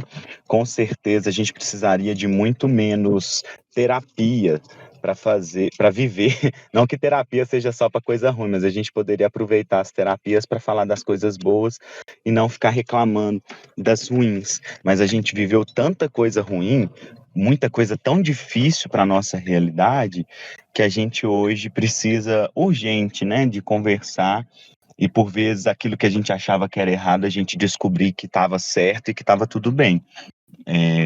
Amo fazer terapia, mas eu queria ir para terapia para poder contar das coisas que não tivessem necessariamente ligadas ao gênero e à sexualidade. A nossa sociedade ela não discute gênero, ela não discute sexualidade, ela discute apenas o dogma, né? É assim e pronto. E aí a gente cresceu com a visão de que a gente estava todo errado e que a terapia iria consertar. Eu fico muito feliz de ser professor e poder falar isso, mesmo com quem não é meu aluno ou minha aluna. Fico muito feliz de poder expressar aquilo que eu sinto, aquilo que eu sou, e gostaria que outras pessoas tivessem esse privilégio. Exato. Porque quando a gente fala de acesso à informação, a gente toca num monte de questões, né? De questões sociais, inclusão digital, inclusão social. E pelo fato de a gente dizer, hoje tem internet, hoje tem telefone, não é todo mundo que tem esse acesso de maneira democrática, né? Então, a informação chega a pessoas diferentes de formas muito diferentes, e às vezes nem chega, né? Então, quão importante é a gente ampliar cada vez mais e diversificar cada vez mais esse diálogo aqui. Não sei se nós respondemos bem a sua pergunta aí, Ana. Responderam sim, Jardel. Igual você falando, né, da questão de internet, que muitas pessoas são bem formadas, mas também existem muitas pessoas que, assim, na minha mente, são meio que ignorantes, porque não aceitam e também não querem pesquisar ou falar sobre isso, né? Hoje em dia, assim. Sim, tem toda uma questão, né, são vários os comportamentos, né, que as pessoas podem ter em relação a esse assunto. Mas tudo tem que começar, né, daqui. A escola, eu acho, um momento essencial da vida de todo mundo para discutir todos os assuntos, né? Ainda hoje nós temos poucas matérias, poucas disciplinas, poucos professores que tocam nesse assunto, né? E quando tocam, como o Caio disse, tocam muito num viés ali eu não digo nem de gênero, né? Mas um viés ali biológico e tal, religioso, enfim, de construções ainda muito tradicionais, né? E não com um debate amplo como esse aqui. Então, daí a importância, né, de ampliar muito mais ainda esse debate. Isso. A gente tem uma pergunta para fazer pro Júnior. A gente vai perguntar aqui, por ele ser um homem hétero, como é para ele conversar sobre as questões LGBT? Bom, pergunta interessante. Bom, muitas vezes, igual eu conheço o Jardel aí até de uma longa data, por assim dizer, nós estamos juntos aí, trabalhando em projetos e tudo mais, desde 2014 para 15, Jardel, mais ou menos isso? Isso. A gente começou mais junto assim em 2015. Estou. Então, assim, a gente tem um grupo de amigos muito bons e a gente a gente sai muito, né, conversa muito, saía até mais antes mesmo da pandemia, e esses temas, eles viram e mexem, por mais que a gente esteja numa festa, que a gente esteja num barzinho, que a gente esteja num lugar, esses temas acabam vindo, sim, à tona, e é até um pouco delicado, para mim, às vezes tem hora, eu achar que eu estou sendo desrespeitoso com a pessoa. Não é, às vezes, por falta de informação, é até mesmo pelo um direcionamento que a gente já tem. A gente já vem com direcionamento desde criança, até mesmo religioso, e por mais que eu, o Júnior, não tenha preconceito com nada do tipo, às vezes, por um deslize, a gente pode falar alguma coisa ou fazer uma colocação que às vezes não pega bem para a pessoa. Por mais que eu me sinta à vontade de conversar, por mais que eu tenha uma liberdade muito grande de conversar com todos, né, sobre todos os temas, sobre todos os assuntos, principalmente quando bate nessa tecla, né, LGBT e tudo mais, até mesmo com certos amigos que eu tenho um convívio maior, às vezes eu falo alguma coisa e depois eu paro e penso assim, nossa, será que eu fui desrespeitoso com a pessoa? Será que eu fui insensível em alguma colocação? Aí às vezes eu até chego e falo, eu falei uma coisa, a pessoa, não, não, Júnior, tudo bem, eu entendo, eu sei que é algo até natural vindo de certas pessoas. Então a gente não leva tanto a ferro e fogo também, porque a gente sabe que é uma situação um pouco delicada. Mas eu me sinto, assim, à vontade, tanto de me relacionar como conversar com todas as pessoas de todos os segmentos, né, da gays, lésbicas e tudo mais. Eu não me sinto desconfortável, igual tem pessoas que se sentem desconfortável. Eu já não me sinto, mas às vezes eu me sinto, como eu falei, a gente falar alguma coisa que às vezes a gente acha que não devia, ou algo que pegou mal, algo desse tipo. Engraçado, né, essa questão de se sentir desconfortável. Ao longo do meu crescimento, né, com a minha família, né, claro, eu disse que sou privilegiado e tudo, mas é claro que tem pessoas da família, né, e que não é ninguém dentro da minha casa que tem alguns problemas com essa questão, mas, né, já não me importa mais. Ao longo da minha infância, da minha adolescência, eu sempre me senti desconfortável para conversar com várias pessoas da minha família. Só que hoje eu entendi, e hoje converso com eles com outro tom, né, de adulto. Hoje eu comecei falando, nossa, como que hoje eu consigo, né, conversar com essas pessoas? E eu me toquei de uma coisa, não era eu que me sentia desconfortável para conversar com eles. Não era eu, eram eles que eram não sabiam conversar comigo. E muitos não sabem ainda. Eu percebo que ainda tem muita gente desconfortável para conversar comigo, na minha família. Então, quando eu me toquei disso, ao mesmo tempo que isso me deu uma tranquilidade, uma paz, assim, eu falei: "Como que foi, né, uma vida inteira", tô com 30 anos, né, como que foi uma vida inteira eu me culpando por uma coisa que não era culpa minha, né. Então, o problema não estava em mim, né, era um desconforto deles para comigo. Então, acho que essa pergunta da Duda aí para o Júnior vem muito trazer esse sentido, né. Valeu, Júnior, pelo depoimento aí. E até mesmo no ambiente de trabalho, né, Gerda? A gente vê que tem pessoas, né, até mesmo colegas nossos de trabalho, que se sentem, às vezes, desconfortáveis. Eu não sei se você já passou por isso no nosso ambiente lá, de conversar com você determinada coisa e depois a pessoa chegar, e como eles sabem que a gente tem uma amizade muito grande, a pessoa chegar para mim e falar assim: Júnior, eu falei isso, isso, será? Nossa, será que o Jardel se sentiu? Eu falei, não, pode ficar tranquilo, o Jardel ele é bem esclarecido. Ele, não, mas não foi por mal. Eu falei, não, eu entendo que não foi por mal, mas realmente tem horas que a gente que tem hétero, por assim dizer, né, a gente acaba não tomando certos cuidados, porque a gente já vai de forma quase que natural, fala alguma coisa aqui, alguma coisa ali, na hora que você viu já saiu. Não foi de uma forma ofensiva, não foi de algo para deixar a pessoa desconfortável nem nada, mas acabou saindo e a gente fica, nossa, e agora? Será que a pessoa. Eu até te falei um dia de uma professora que falou, Sim, eu não sei se você lembra. lembro. Aí falou, mas eu não sei como que eu falo. Falei, não, pode falar que ele vai entender. ele, nesse ponto aí, você não precisa se preocupar. Sim, mas a gente é perceptível, né? O tom da fala é muito perceptível pra gente, né? A gente tem uma Sim. vida inteira de defensiva, né? Então a gente sabe identificar muito bem o tom Sim.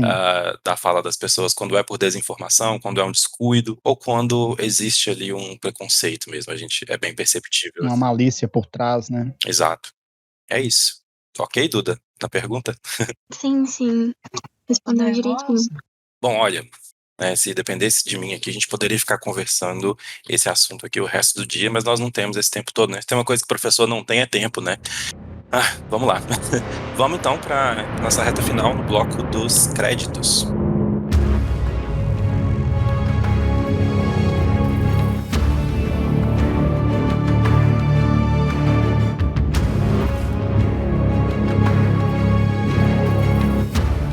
Nesse bloco, então, a gente traz indicações, né? Indicações de leituras, de filmes, de séries, de autores, enfim, coisas que vocês acham que o nosso público aí vai gostar, né?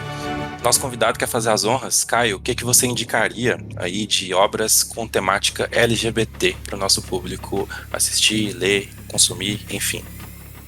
Se for para criança, eu indico Mundo dos Bonecos de Papel para crianças. Indico para adultos as obras do NU, que é o Núcleo de Cidadania e Direitos LGBT. São muitas obras. Eles trabalham com transpasse, eles trabalham com... O transpasse é utilização, trabalhando só com pessoas trans. Eles trabalham com a população marginalizada, né, de pessoas trans. Tem vários documentários que eles fazem no site deles, então eu recomendaria muito o NU. E um grupo também que eu pesquisei muito, que é o REDIACT, que é o Estudos Decoloniais, que fala muito da transformação que a gente precisa fazer do nosso conhecimento, através de uma perspectiva não colonializada. Eu vou indicar, é uma leitura bem bacana, chamada 1+1, a Matemática do Amor. Ela é do autor Augusto Alvarenga e do Vinícius Grossos. Ela conta a história de dois amigos que eles têm uma amizade praticamente de uma vida toda e, por um acaso, uma separação prevista para acontecer devido à mudança de um deles, eles acabam tentando fazer no curto espaço de tempo que eles têm ali ainda juntos, tornar aquela despedida inesquecível, e eles acabam descobrindo algo a mais do que a amizade. E toca num ponto bem delicado, que é como lidar com essa situação quando eles ainda são adolescentes ali. Então acho uma leitura bem bacana, eu vou deixar essa indicação para vocês aí e para o nosso público. Bom, eu vou indicar 2 que eu gostei bastante, e 2 tratam assuntos gays, né? Que é Me Chame Pelo Seu Nome e Com Amor, Simon. Eu assisti, já tem um tempo, mas eu gostei bastante. E Com Amor, Simon traz... Ele ainda não se assumiu pra família e acaba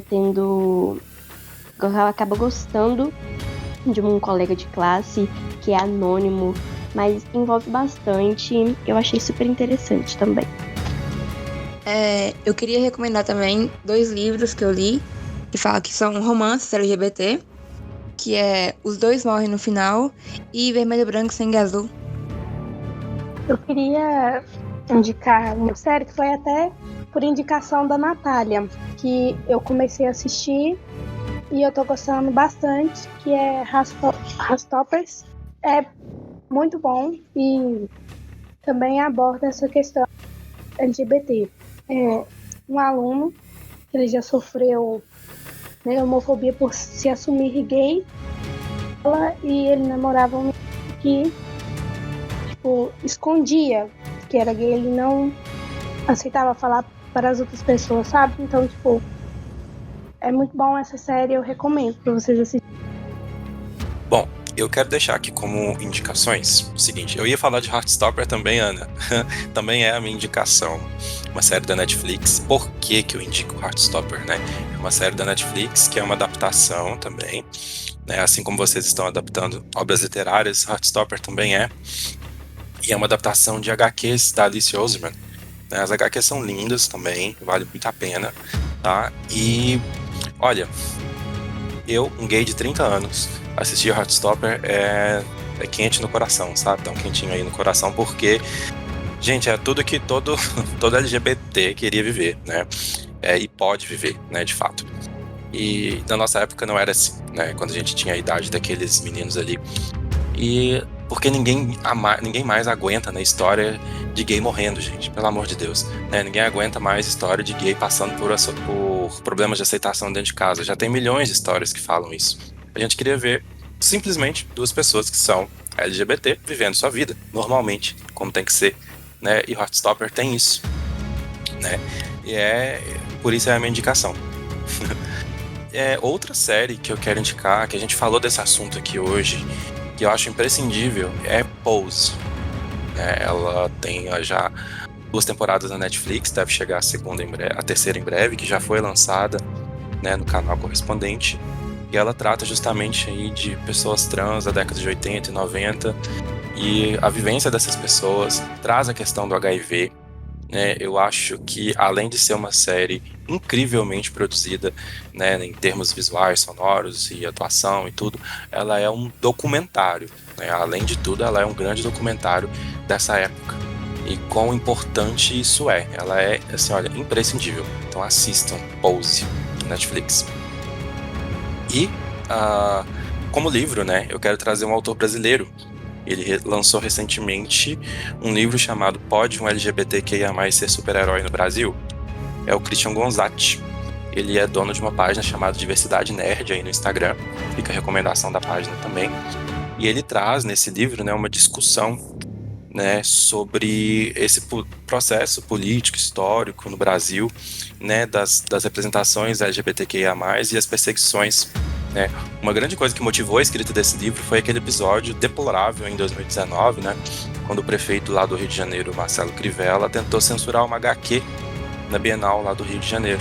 Uma HQ, né, da Marvel, inclusive, que era Vingadores, que trazia uma cena de um beijo entre 2 super-heróis, que era o Icano e o Hulkling, né? Inclusive, essa pauta tá sempre aí em alta, né?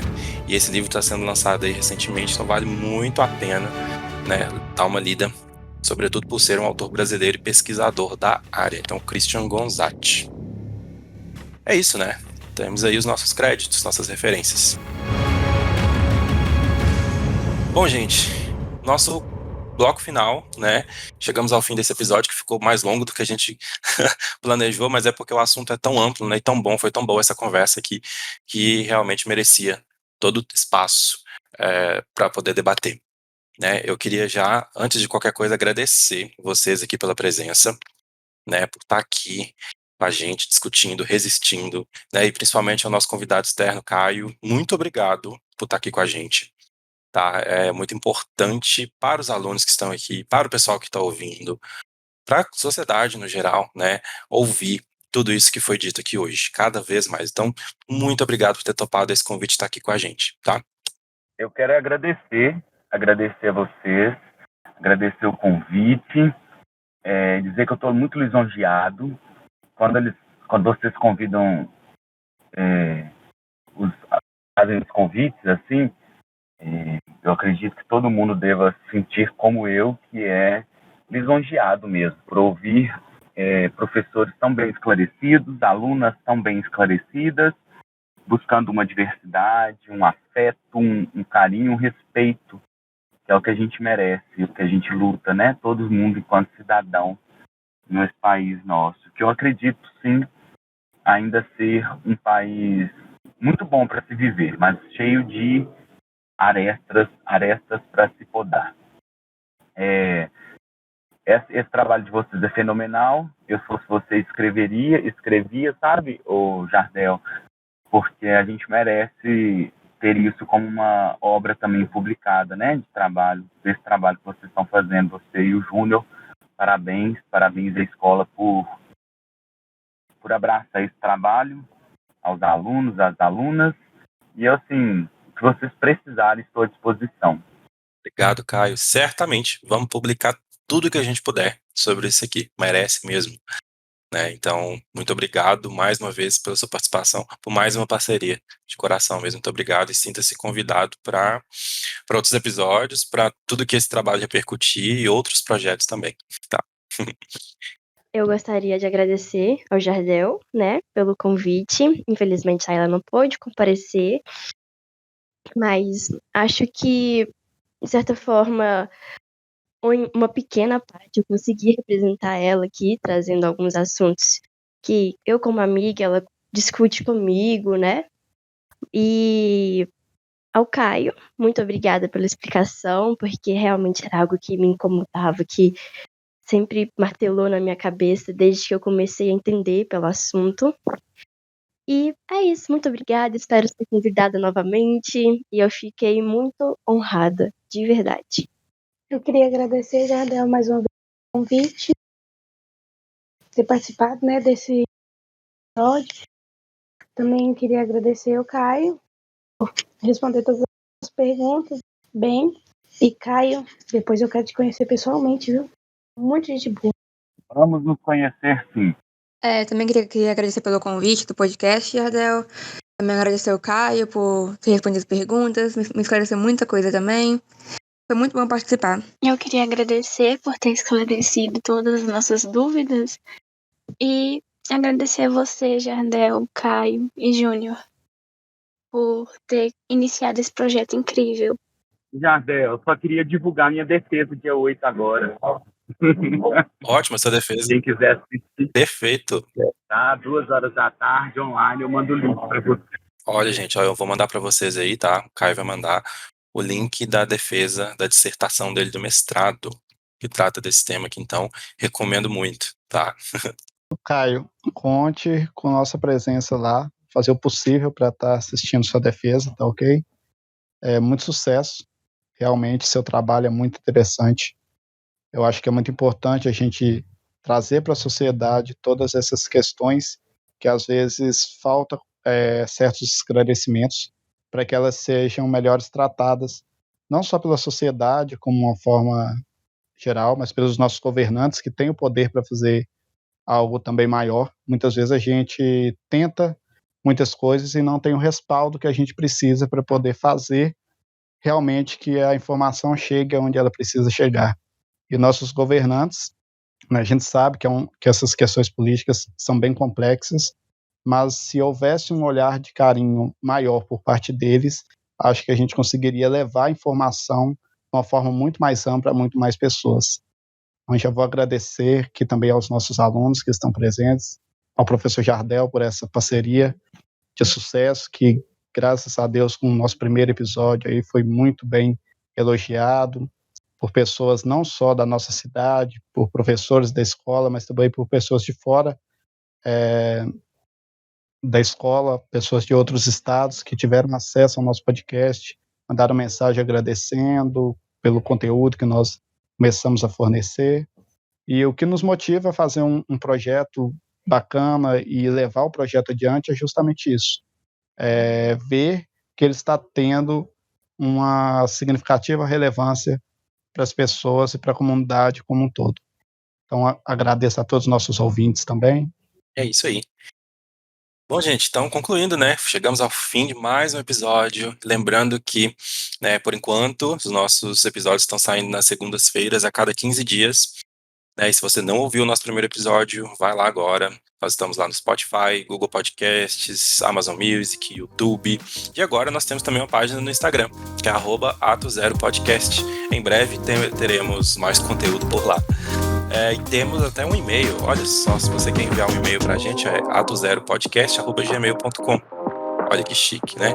Então, muito obrigado, você que chegou até aqui, tá? Obrigado por ter ouvido, obrigado por estar aqui, se puder compartilhar esse podcast aqui com todo mundo, a gente agradece demais, tá? Obrigado, alunas, obrigado, convidados, obrigado, meu colega Júnior, e obrigado você, ouvinte. A gente se vê no próximo episódio. Então, até lá!